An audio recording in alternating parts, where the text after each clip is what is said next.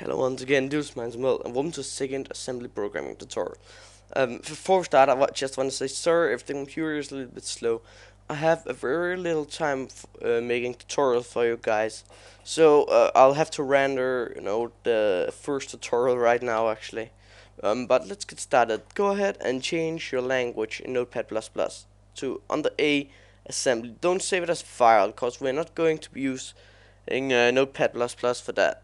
But now you can see it says assembly language source file.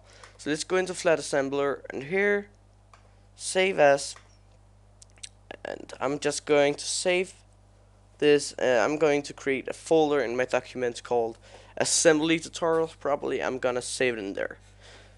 So we can learn everything in this tutorial, but we're going to be learning a few parts that we need in order to create a Hello World application. So you can see I've already been playing around with the language, cause I had to test it before using it to write my operating system. Of course it's slow because I'm rendering. So let's create a folder.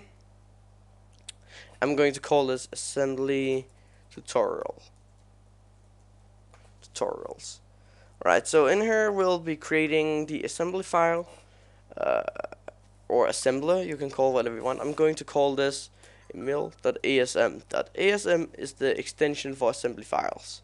So let's save it, and it should be fine. So we'll need to give it a few instructions now. Now an instruction in assembly is what you call commands basically in other languages, I'll guess. So we'll only be giving it a few instructions in this tutorial. And remember, assembly is a low-level language. Low is a command, and so it's language.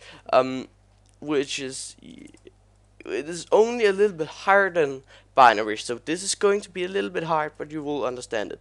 So the first instruction will be given, and remember, assembly is not case sensitive. I just like to do it. So arg 100h. Now this is the first instruction that will be given assembly. Now this is where gotta make a space. Sorry, this is where the program is going to be loading into the memory. So that's basically what that does.